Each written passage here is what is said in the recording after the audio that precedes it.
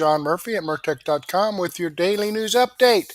Okay, here we are on November the 15th in the year of our Lord 2025. Guess what? I got a lot of great information for you. Let me click on the Rumble link here. Take us over here to Murtech on Rumble. This is my podcast for tonight, episode 1747. Let me get into this. Close out the live chat. Hi, Debbie BS. Thanks for joining us.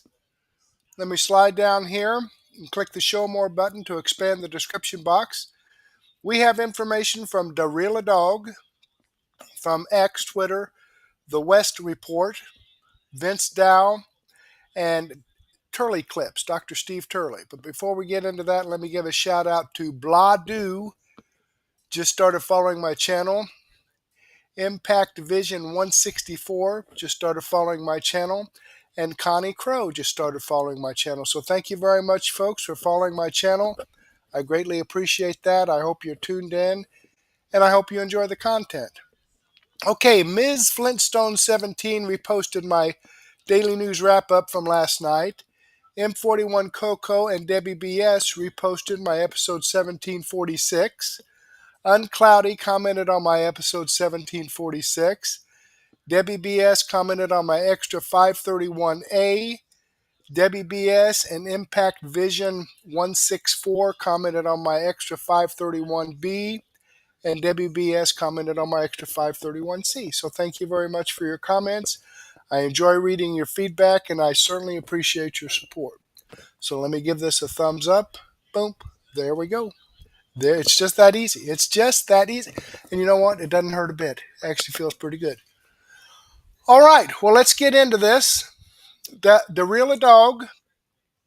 Trump finally snaps after a man just attacked Alina Habba with a baseball bat for supporting Trump.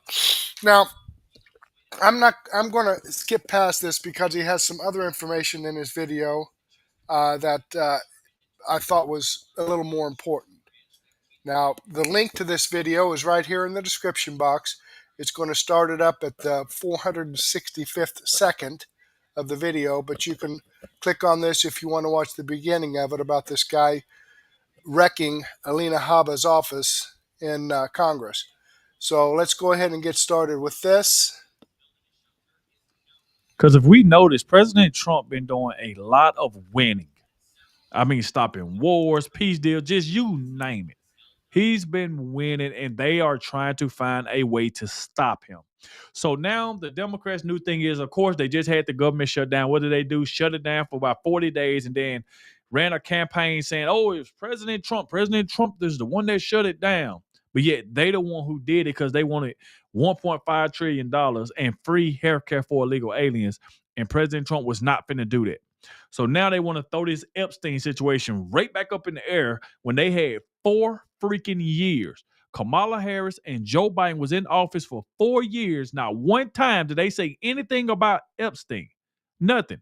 And not only that, before we get to this, check out what Stephen A. Smith said about his own party and the Democrats, because he said the same thing I'm saying now. Y'all had 4 years to talk about the Epstein list. Y'all could have released whatever y'all wanted. Y'all had power and did nothing. Check this out. Ladies and gentlemen, keep in mind that the Epstein files were in existence and free to have been opened during the Biden administration. You were there for 4 years. How come you didn't open it as a Democratic Party then?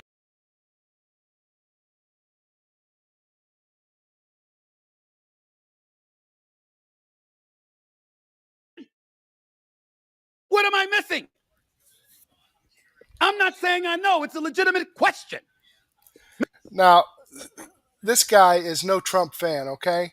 So for him to be yelling like this at the Democrats, they must have really pissed him off. Maybe I don't remember the answer. Maybe my extraordinary producers should be able to help me during the commercial break. But from my understanding, the same files that were open or being open now with the 220 pages of documents or whatever it is, with various emails, that could have been done when Biden was in office. Well, why didn't you do it? If it's so important now. What were the Democrats doing at that particular moment in time?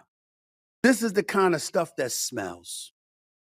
Because my attitude is just deducing how much they despise Trump is if there was some real bona fide dirt on him, since you went after him with the 34 felony convictions, which essentially was deduced to him paying hush money to Stormy Daniels, a star, just so she wouldn't reveal their happenings with one another leading up to the election in 2016. Okay? If you had something like that you were willing to parade him through the streets with, of course, if you had something on him about Epstein, you'd have let it go earlier to make sure he didn't become the 47th president. That's just my thinking from a logical perspective. But what do I know? And that right there shows you everything you need to know. So look at this right here, because President Trump just went off. So by Eric Dodge said, "Holy crap." President Trump orders the DOJ and FBI to investigate Jeffrey Epstein's relationship and involvement with Bill Clinton, Larry Summers, Reed Hoffman, JP Morgan, Chase, and many other people and institutions. Now, we'll read it in its entirety of what President Trump said. He said, now that the Democrats are using the Epstein hoax involving Democrats, not Republicans, to try and deflect from their disastrous shutdown and all of their other failures, I will be asking AG Pam Bondi and the Department of Justice, together with our great patrons at the FBI, to investigate Jeffrey Epstein's involvement and relationship with Bill Clinton, Larry Summers, Reed Hoffman, JP Morgan, Chase, and many other people and institutions to determine what was going on with them and him. This is another Russia scam with all arrows pointing to the Democrats. Records show that these men and many others spent large portions of their life with Epstein and on his island. Stay tuned.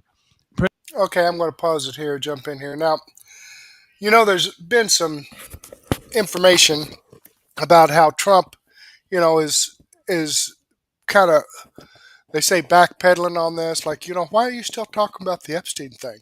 Why are you still talking? And they're making out like he's trying to hide something.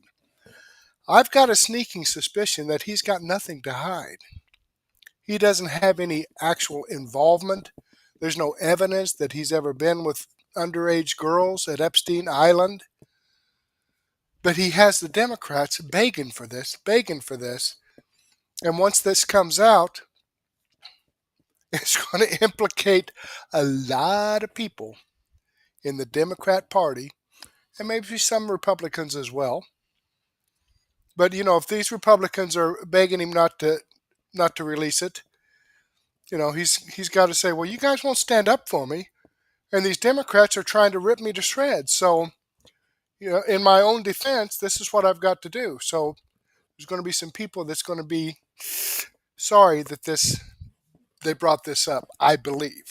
That's what I'm hoping. Got my fingers crossed. President Trump is exactly right. So they want to keep trying to throw President Trump in here and smear him, but yet they won't talk about Bill Clinton. This man had a picture of Bill Clinton on his wall in a dress. Think about if he had a picture of President Trump in a dress on his wall. That's all the Democrats would be talking about. But they don't want to talk about Bill Clinton going to the island over 28 times, and he got a picture of himself on a wall in a dress, and they just looking over that. They just gotta find a way to try to like smear President Trump, and he did nothing wrong. He didn't go there. He already said that. So it don't make any sense. So here go Eric Dodge again, here go President Trump. It said that President Trump said the Democrats are doing everything in their withering powers to push the Epstein hoax again. Despite the DOJ releasing 50,000 pages of documents in order to deflect from all of their bad policies and losses, especially a shutdown embarrassment, where their party is in total disarray and has no idea what to do, some weak Republicans have fallen into their clutches because they are soft and foolish. Epstein was a Democrat, and he is the Democrats' problem, not the Republican problem. Ask Bill Clinton, Reed Hoffman, and Larry Summers about Epstein. They know all about him. Don't waste your time with Trump. I have a country to run. That's exactly what President Trump said.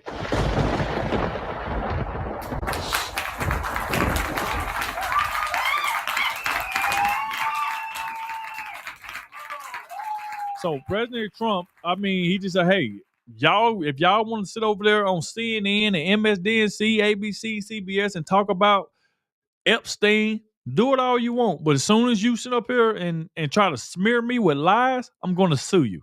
So have fun with that. Because like I said, they don't really care. I want everybody who watching this to just listen to what I'm saying. Like I just repeated, Kamala Harris and Joe Biden was in office for 4 freaking years. Not one time did they mention anything about Epstein. They didn't release anything. You don't think they would have released something if President Trump had something to do with Epstein? You don't think they would have released that right before the election to try to win? Because they knew it was nothing in there about him. Now, all of a sudden, they act like they care about the victims when they really don't. The Democrats just want power. That's all they want. Whatever it takes, that's what they're going to do. They shut the government down just to try to get a communist to win in New York. Zoram Scam Dunny. So now they done moved off that since they done got Scam Dunny as mayor. Now they want to move, let's go back to Epstein. Like, these people are freaking foolish, man. It just don't make any sense. And check out what Terrence K. Williams said. He said Epstein was banned from every Trump property decades ago. They were not friends. If the Democrats knew he was on the list, which he's trying to say President Trump, if the Democrat knew President Trump was on the list, then why wait till after the 2024 election to bring it up? Something is not adding up. I don't trust them. Salute to Terrence K. Williams, man. And by the way, I think Terrence K. Williams went to the White House, down where President Trump was at. So salute to Terrence K. Williams right here. He said that if you told childhood me that one day I'll be standing in the White House, I wouldn't have believed you. So salute to Terrence K. Williams, man. So you can see him at the White House, look like he's doing the Trump dance. So salute to Terrence, man. And then this is another thing right here. Nick Sorter said, breaking, the official X account of the Democrat Party has deleted their post claiming President Trump spent Thanksgiving with Jeffrey Epstein in 2017. This is what they doing. Now they deleted it because they knew it was a lie. Then the BBC got caught editing President Trump's footage about January 6th. And they omitted it. They said, yeah, we edited it and lied. This is exactly what they doing. They trying to lie like they always do. And then he said, he was literally the president, dumb ace. You don't think someone would have noticed? Trump should bankrupt the DNC for this. So now they removed it because they knew it was all a lie. It's all about trying to smear this man. Just absolutely unbelievable, man. But I do want to get to this right here because Senator John Kennedy went off on the Democrats because, of course, with the government shutdown and stuff like that. So if they planned on shutting the government down again, Senator John Kennedy said, you know what, why not try to pass a bill that if they shut the government down again, then Congress don't get paid, which means Dollar Store Barack Obama, Hakeem Jeffries, AOC, Chuck Schumer, none of them would get paid if they shut the government down again. That's what he's trying to do. So you see by Eric Daugherty say breaking, Senator John Kennedy is pushing to ban members of Congress from being paid during a government shutdown to help ensure this never happens again. Look, if you want to stop shutdowns and prevent future ones, here's what you need to do. Number one, you need to provide that members of Congress can't be paid during a shutdown. Number two, you have to provide that members of Congress cannot have to stay within 100 miles of Washington, D.C. during a shutdown. They can't go home. If you do that, the shutdowns, if you have any, will be very short. Now, I can't pass the second provision, but I think I can pass the provision saying that none of us can be paid during a shutdown. I didn't take my salary during the shutdown. I'm not putting down anybody who did. That's not the point. The point is to stop these things in the future. And I begged the Senate Republican leadership to let me offer an amendment to the shutdown, open up the government bill, and they wouldn't do it, providing that senators can't be paid during a shutdown. And they wouldn't let me bring it up. But I'm going to continue, and I think I'm going to have a vote in a couple of weeks. I just think there ought to be one rule for everybody, Will, and I think there ought to be shared sacrifice. And it was embarrassing for me to have to walk by folks in the military and the Capitol Police, and I didn't see any air traffic controllers. But if I had, it would have been embarrassing to walk by them when I'm getting paid, and they're not. It's just not right. It makes eminent sense, Senator. Do you think it would carry with it that big power of incentive? Do you think it would limit government shutdowns? So whoever's voting for a continued government shutdown would be severely, and I don't know who we could use as a proxy or as an example or as an illustration, but whoever that might be, we could call it Senator Schumer. Not getting that paycheck would really introduce pain and change incentive for Senator Schumer? I do think it would help. But if you really wanted to stop future shutdowns, as I said. Yeah, I mean, that's a smart move. So now if y'all decide to shut it down, then y'all won't get paid. See, Hakeem Jeffries them and Chuck Schumer, they didn't care about the government being shut down because they were still getting their paychecks. So they didn't care. So if Senator Kennedy, if they can pass this, that right there would be like, oh, okay, we shut it down, then we don't get paid. Then they'll really have to think, because more than likely they're not going to do that because they want to get paid. You would stop members of Congress being paid, but you would also say, you have to stay in Washington. You can't go home, man. You got to stay here. That would be a real incentive. But I can't pass that. I mean, I just know I can't. I can't get that past the Senate. I know I couldn't get it past the House. But if we did, it would stop a lot of these shutdowns. So salute to Senator Kennedy. But he did say something else. Say, so too, John Kennedy with a major mic drop moment. He said, no, pretty much talking about this Obamacare and stuff like that not working. I want y'all to check this out as well. I'll say if we learned anything through this intergalactic freak show shutdown, we learned that Obamacare is not working. We were promised if we did it, premiums would go down and insurance would be more accessible. It's been neither. We were promised our lives would be better. Our lives are worse. We need to fix it. Just extending the status quo is like putting fresh paint on rotten wood. Now, how are we going to fix it? Well, we're going to vote on revising Obamacare exchanges here before Christmas. We need to put together a proposal that looks like somebody designed it on purpose. There you go. Salute to Senator John Kennedy, man. Okay, I'm going to go ahead and pause this here. There's a couple of things I want to talk about. First is I don't understand how they can have people working. I know there was a lot of people that just sat at home and they're going to get 7 weeks paid vacation, but how they can have people working and not pay them. Isn't that against the law? I think they at least have minimum wage that they're supposed to pay people. Otherwise, isn't that considered slavery? I believe that should be against the law, requiring people to work and then not paying them. I'm surprised. I'm shocked that somebody didn't sue the federal government and say, what, you want me to work, but you're not going to pay me? Aren't there laws against that? I'd like to see that happen the next time somebody tries to shut down the government. I don't know if there's any attorneys out there listening, but I'll tell you what, I'd like to know what options they have. And another thing, there's been some mention about a healthcare savings account. Instead of giving the money to the insurance companies, divvy it up amongst the people. Now, that would have to be, I have a medical expense card, okay, with my insurance. I'm on Medicare and I had a co-insurance with a medical expense card that covers like dental and eye vision and some other things. I had some physical therapy. I used that to pay for like a $25 copay per visit. But that's something that would have to be specific, like my card is. I mean, I can't go out and buy beer with it. I can't go out and buy groceries with it. I can't go out and buy anything unless I use it at a medical place, a clinic or the doctor's office or what have you. So they would have to be regulated that way.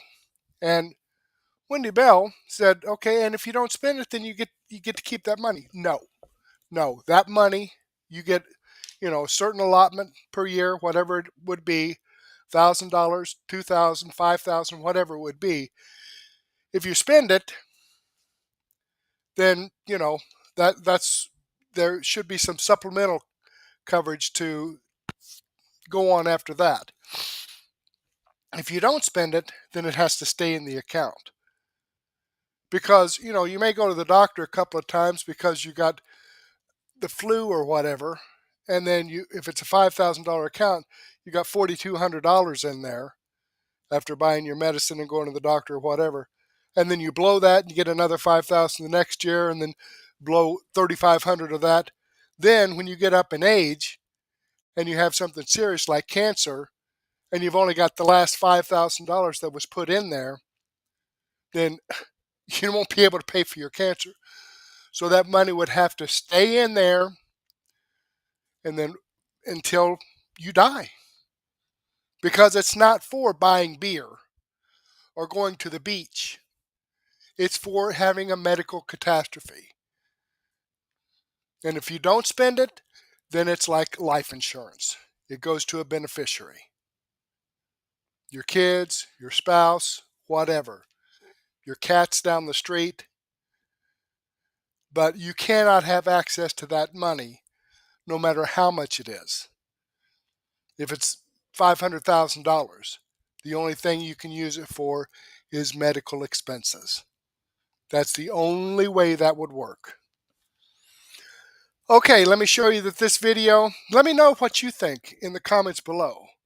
I mean, am I just blowing out my butt or what? But it has to be regulated. You can only use it for medical, and you don't get a bonus at the end of the year if you don't use it. It has to stay in there for future coverage, just like your regular health insurance. You pay in whatever it is. At the end of the year, if you don't have any claims, you don't get that money back. It just goes in. It builds in a big pot until the point when you do have a serious medical condition. So let me know what you think in the comments. I'd love to hear what you have to say about that. Okay, this does come from The Real Adogg. I am subscribed to his channel. I've given him a thumbs up. I hope you do the same thing for me. Okay, let's jump back here and let's see what is on Twitter. The West result, executive order, $100,000 per year fee onto HB1 visas. Very interesting. Let's take a listen to this, if it comes up. Okay. Let me get the visa 700,000 H-1B visa holders in America.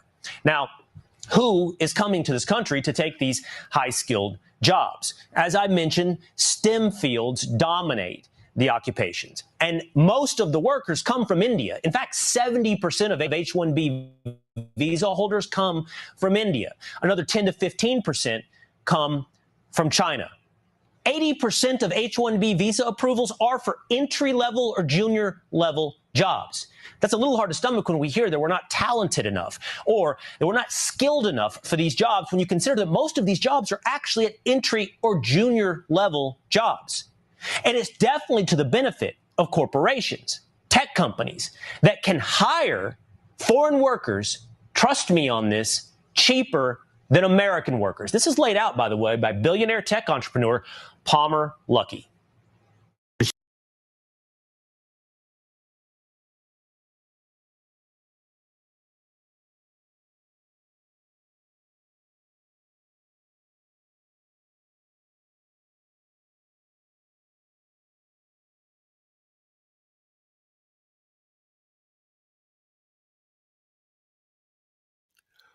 Okay, now this, sorry about the delay there, folks. This is something that actually happened where I worked at the pharmaceutical company that I worked for. Had a real good job. They started bringing in contract labor from India, and I actually had a manager tell me, because I loved getting into the code. I love to improve things. I mean, I did a lot of improvements while I was there, money-saving improvements. But my supervisor told me one time, John, you need to kind of get out of the coding, because we can have these people, TCS with the contract, Tata Consulting Services, TCS, out of India. Because we can get 3 TCS employees to to do what you do. And I'm thinking, okay, I'm not really making all that much money. I'm making a good living, but I'm not really making all that much money. And if you can pay 3 TCS employees from India to do what I'm doing, my days were numbered. So I that was like 7 years before I actually retired. I definitely started making plans for retiring early at that point. But it's amazing. I mean, they bring these people in, and as far as living conditions, they have 4 or 5 of them living in a two bedroom apartment. Okay, somebody sleeps on the couch, 2 people sleep in each bedroom or whatever. If not 6 people sleeping in a 2 bedroom apartment. So as far as living, they all share the food and all that. So they can afford to do that, and they can afford to even send money back home. So there you have that one. So much H-1B abuse. You would not believe what I saw when I was in Silicon Valley. It is insane. It's obviously a program to try and replace U.S. workers with basically slave labor that can't ever escape. The H-1B abuse is crazy. 700,000 H-1B Okay, let me holders. jump back here and let me play about a executive order that Donald Trump has put into place here. This is interesting as well. Abused visa systems in our current immigration system. One of the most abused visa systems in our current immigration system has been the H-1B non-immigrant visa program. This is supposed to allow highly skilled laborers who work in fields that Americans don't work in to come into the United States of America. What this proclamation will do is raise the fee that companies pay to sponsor H-1B applicants to $100,000. This will ensure that the people they're bringing in are actually very highly skilled and that they're not replaceable by American workers. So it'll protect American workers, but ensure that companies have a pathway to hire truly extraordinary people and bring them to the United States. We need workers. We need workers. We need great workers. And this pretty much ensures that that's what's going to happen. I think, Sean, do you agree with that? Well, they're $100,000 per year. So the whole idea is no more will these big tech companies or other big companies train foreign workers. They have to pay the government $100,000, then they have to pay the employee. So it's just not economic. If you're going to train somebody, you're going to train one of the recent graduates from one of the great universities across our land, train Americans, stop bringing in people to take our jobs. That's the policy here, $100,000 a year for H-1B visas, and all of the big companies are on board. We've spoken to them about the gold card. They love it. They love it. They really love it. They need it. Go ahead, Sean. Mr. President. Okay, there you have it. There you have it. Now, a situation like that, I wasn't making $300,000 a year, but, they were paying these TCS contractors $20,000 a year or $25,000 a year. That means that they'd have to pay them three of them, $375,000 a year is what it would cost that pharmaceutical company. In fact, if they had to pay $100,000 plus $25,000, that still would have been more than what they were paying me. Okay, and again, I was making a decent living. So I think that's another good thing. Donald Trump is looking out for Americans. I know that you've heard a lot of criticism about the H-1B visas. But then again, if you look at it from a certain perspective, you've got to have people in this country, Americans, that actually want to work. Okay? At that job I had with the pharmaceutical company, there's a story where Eli Lilly was giving a tour of the office here in Indianapolis. I worked for Lilly Pharmaceuticals. Eli Lilly, the owner, was giving a tour of some people from another country in the office. And one of the visitors said, so how many people do you have working here? And Eli looked around and he said, oh, about half of them. How many people do you have working here? About half of them. So even he knew that it was tough to get people to actually work. Okay, Vince Dow, Gavin Newsom revokes thousands of CDLs from migrants in stunning capitulation to Trump. Capitulation, to Trump. Let's jump over here and see what Vince Dow has to say. Gavin Newsom and the state of... Let me back it up to the beginning. Director Todd Lyons. I think traffic that is where I want it to be. India American was coming to us because he's doing a lot piled up. And the commonality there is not just that they're illegal aliens, but both of those cases had CDLs that were issued by, guess what?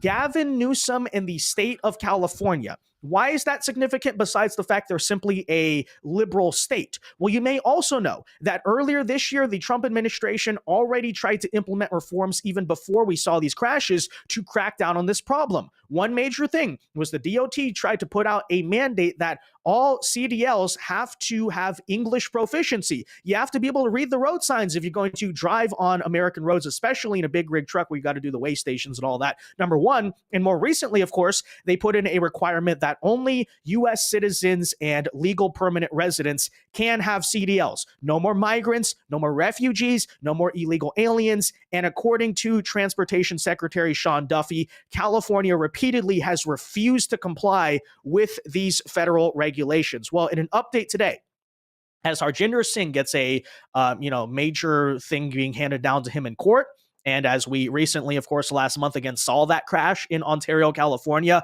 finally, according to the state government of California, they are caving into the pressure that Sean Duffy and the Trump administration has put on them. They are now revoking thousands of the CDLs for illegal aliens. And we'll tell you about this battle here today. But first, a word from today's sponsors. We all live in a busy world where it's hard to keep up with everything. That's why I present you the let me get past this commercial here. But Mark keep by a highlight for PT discussion, help you brainstorm, not conduct. Nope. The repeat that said, let's get into this, but let us begin by pointing out for you the repeated comments, accusations, threats that Transportation Secretary Sean Duffy has been rightly making against Gavin Newsom's government. And then we'll show you what apparently Newsom's government's doing in response. So take a listen. Again, this is where we've been thus far. Just to show our viewers what Newsom is saying in response to this, and we can put up the statement.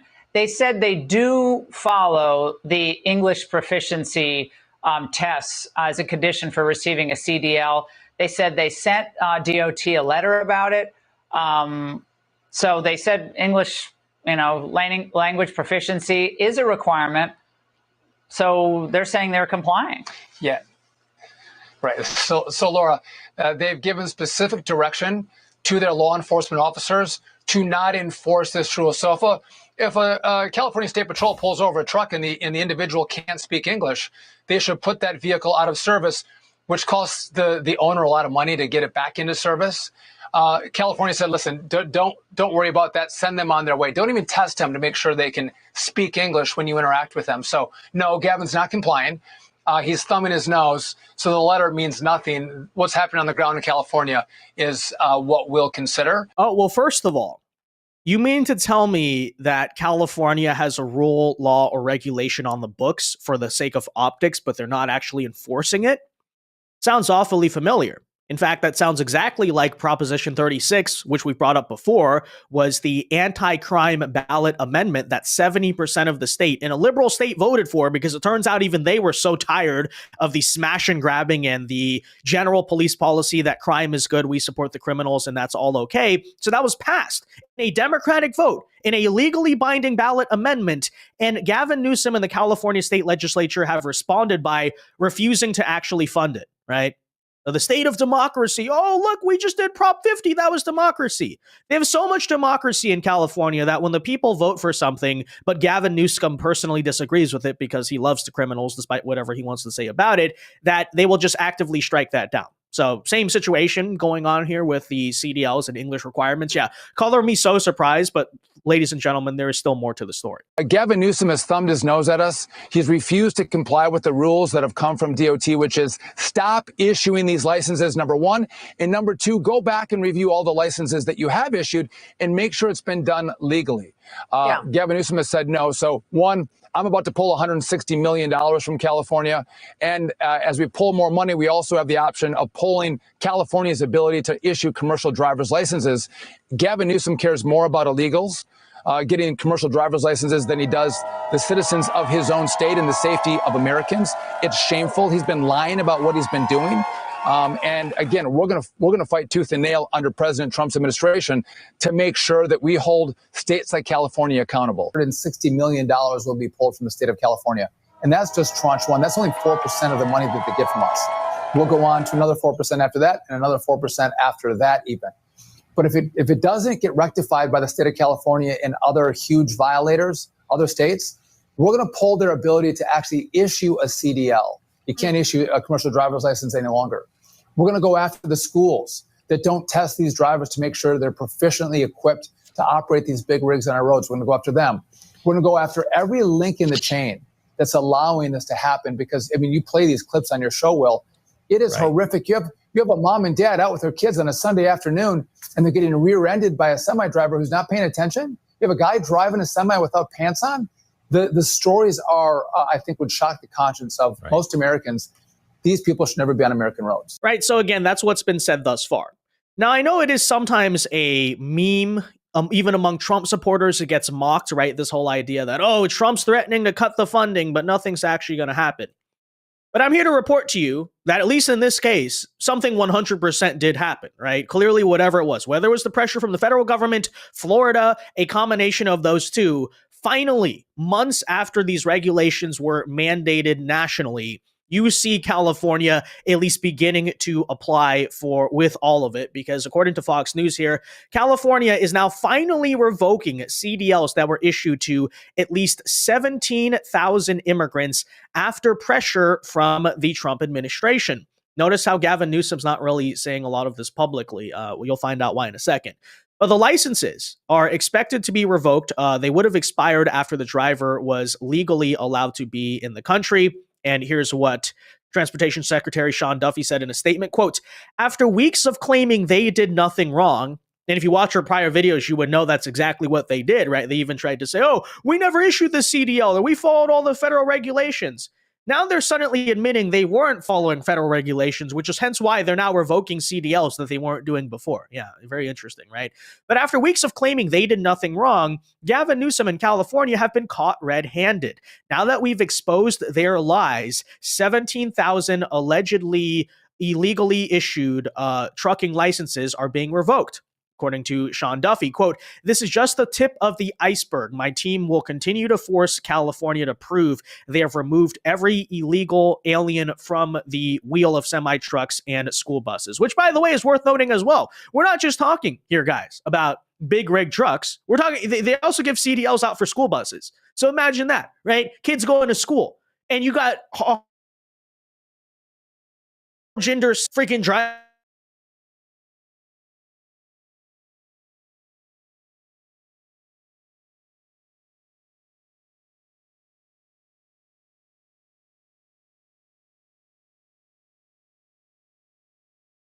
Saying a perfect candidate to drive your children to school. Just utterly ridiculous. But you're racist, right? As they said even back then when he mandated English proficiency. It's racist. You're attacking, you're demonizing immigrants. Oh, how about we just don't want to die?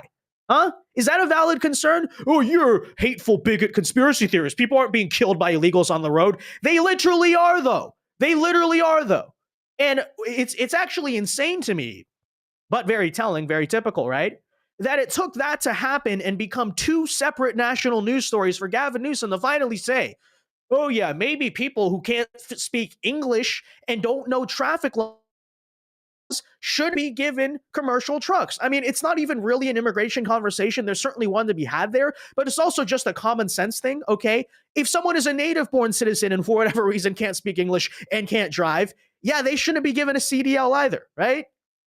It's almost like DEI to a degree. Oh, you can't speak English? Yeah, here, take a job where you have to speak English. It's like, anyways, the Transportation Department said those impacted by the decision have been notified that their licenses no longer meet federal requirements and will expire in 60 days. They should expire right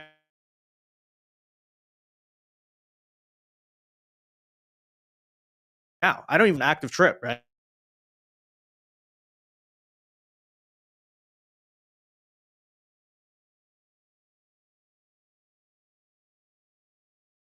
This is probably true, but again, why are you revoking them now? You didn't revoke them before, right? So that's why they're just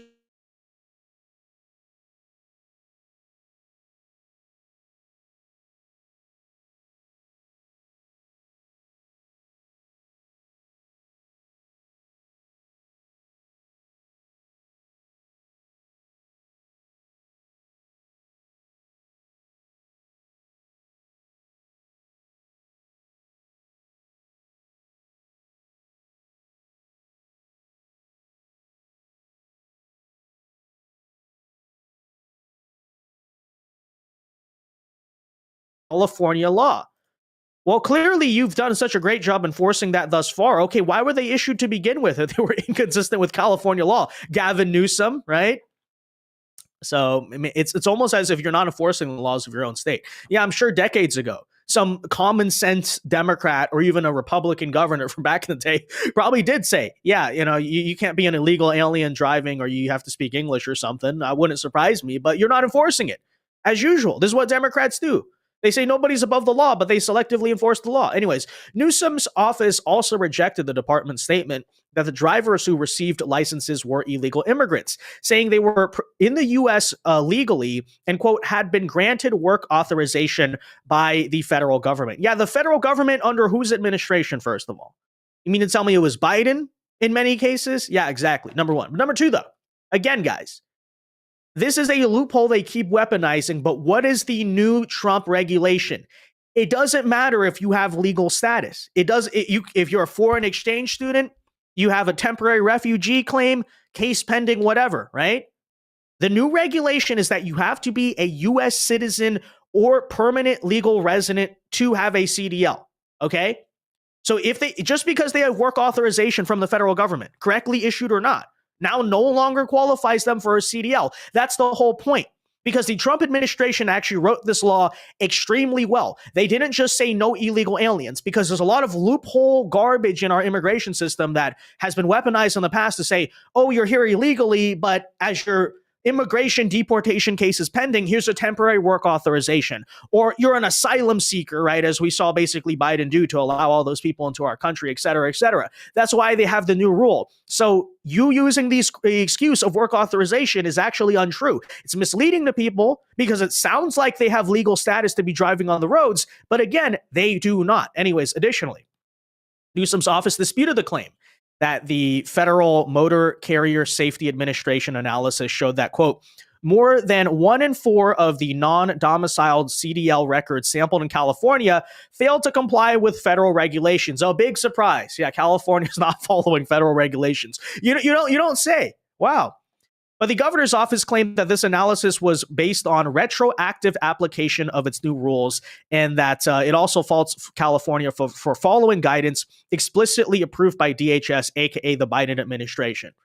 Okay, even if that's true, Gavin, it doesn't change the fact that you spent months not complying with federal regulations. Okay, so Duffy hit back saying, we've said all along, DOT is reprimanding California for violating the original rules. So that's what Duffy's actually pointing out, right? Original rules have always been you can't give out these CDLs to illegals, at least according to him. I'm not an expert on trucking regulations, but, it wouldn't surprise me, right?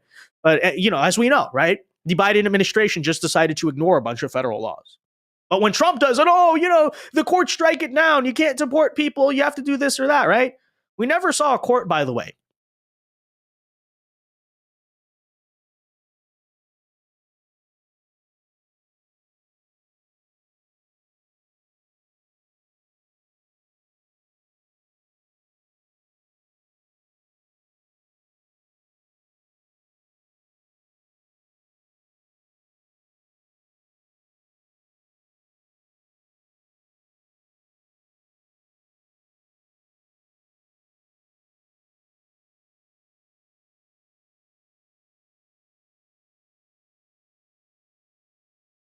by the way, given legal authorization by the Biden administration, right, work authorization there, and is accused of causing a fatal accident that left 3 people dead. He faced a docket call as the court reviews discovery issues and interpreter concerns. So in other words, this case is now moving along, right? Now, Singh was charged with 3 counts of vehicular homicide after he allegedly attempted to make an illegal U-turn on that official use only access point in Fort Pierce, as we covered before. But just days after the accident, officials said that the wreck, that Singh failed English road sign test.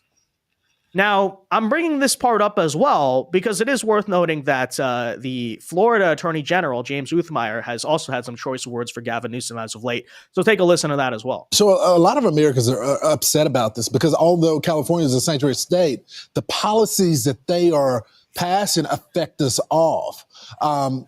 Tell us about what you guys are doing in Florida to push back against this. Sure. Well, first, we're going to prosecute this guy in court to the fullest. He's looking at many decades behind bars before he would ultimately get deported.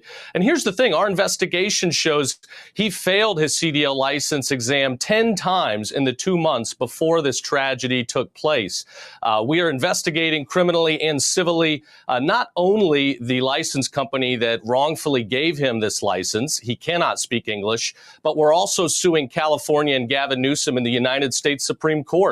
Because we can do everything right here in Florida. We're a law and order state. It's illegal to give any license to illegal aliens. But when California engages in this unlawful behavior, we are harmed. We suffer. So we're going to hold them accountable in court. You know, my father is a truck driver, and apparently this issue is pervasive in the field. This is what the Secretary of Transportation had to say. The California governor and his state were caught red-handed after weeks of claiming they did nothing wrong. Now we've exposed their lies. 17,000 illegally issued trucking licenses are being revoked. So you're getting some backup from the federal government. We're happy to have their support. We stand by them. I think what California is doing is wrong, and we're going to hold them accountable. And again here, guys, multiple federal law enforcement sources told Fox News that Singh was first encountered by Border Patrol agents in California's El Centro sector in March 2022 in Gavin Newsom's state. Under Biden's administration, they found this guy, and instead of deporting him, was released into the interior of the country pending an immigration hearing. My understanding, by the way, I think he did even get the deportation order and just ignored it and was working with the CDL, which millions of people were allowed to essentially do under Biden.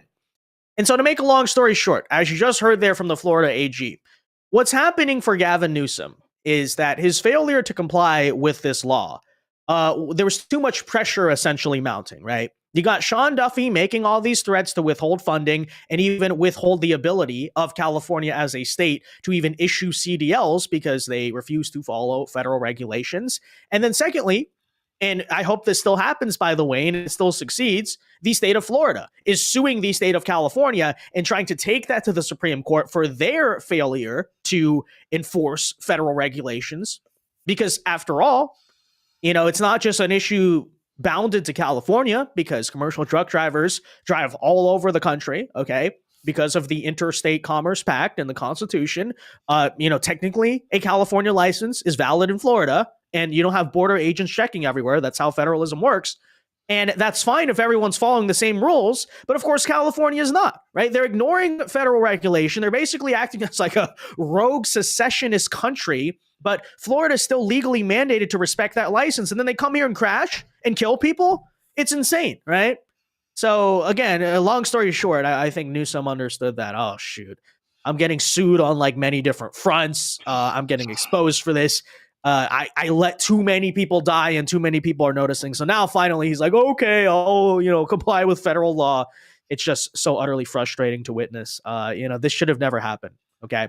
And I think that goes without saying. This guy, even in his perp walk, even in his mugshot, his court, appearances, just seems totally unremorseful, just a complete scumbag of a human being. And here's hoping that's the end of it, right? These people shouldn't be on the road to begin with. But with okay, there we have it. And I would think that with this new executive order that we saw Donald Trump on the $100,000 These people, legally, of course, we're talking California, and the law means nothing to them, unless, of course, you are a law-abiding citizen. If you blink the wrong way, your ass will be thrown in jail.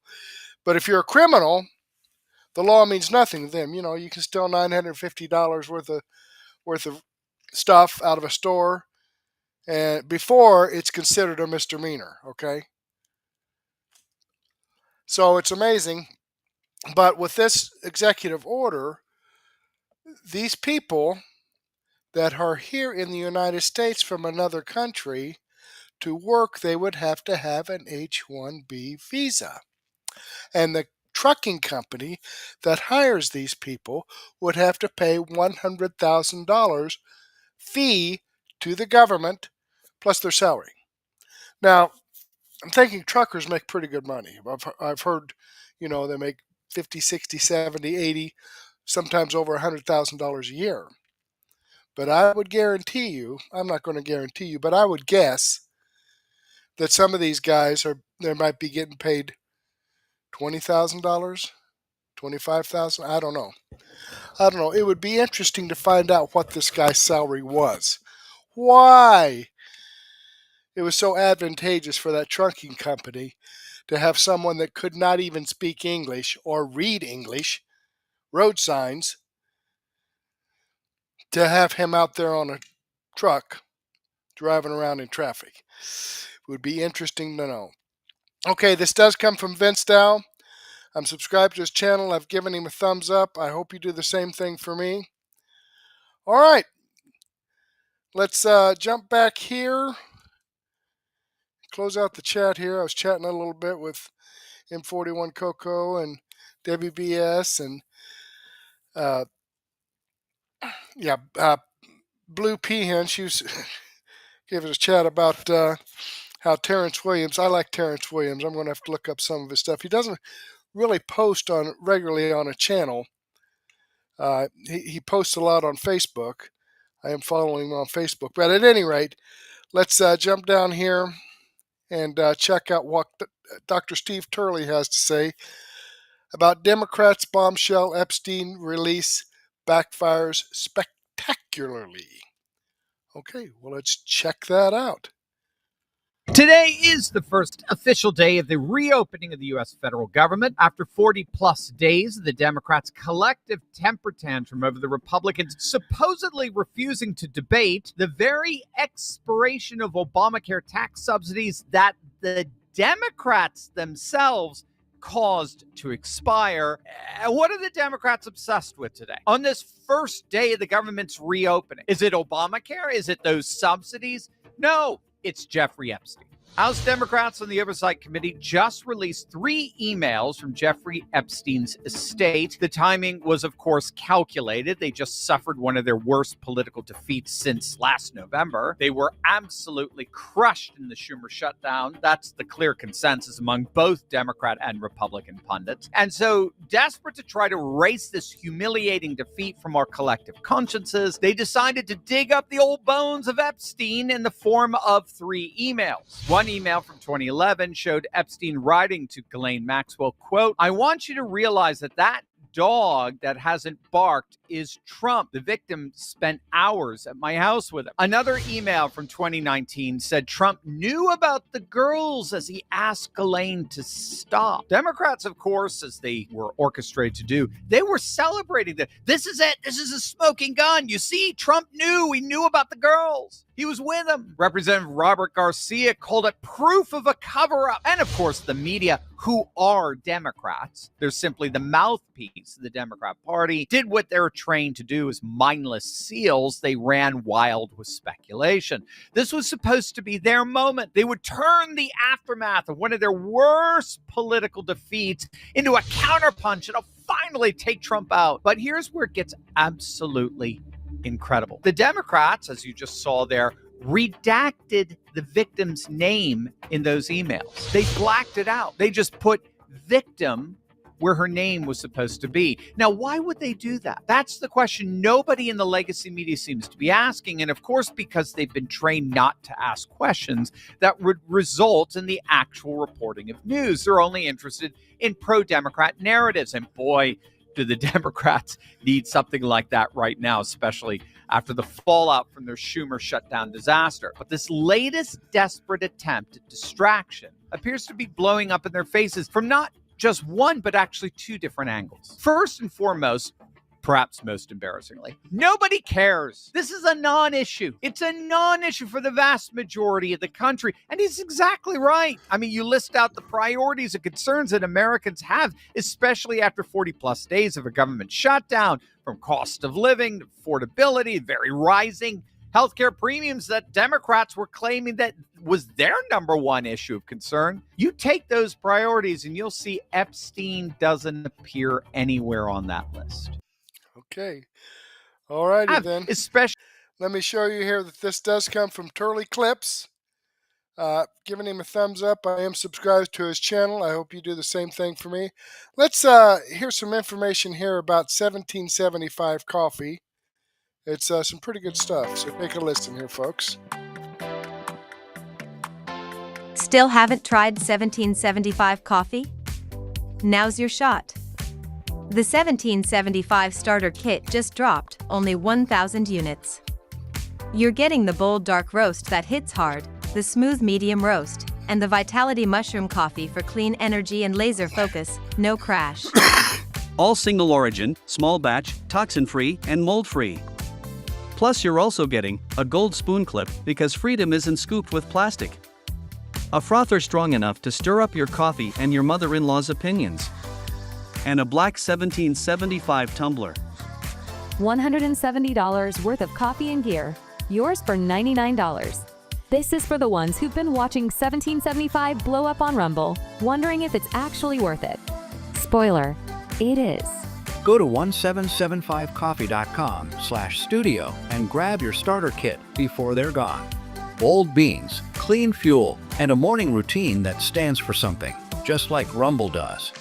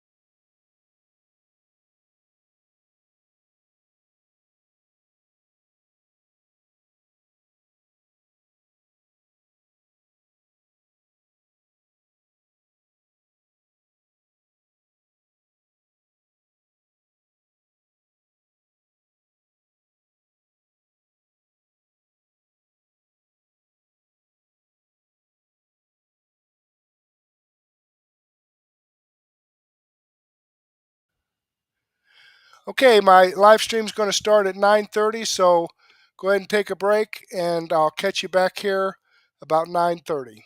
Thank you very much.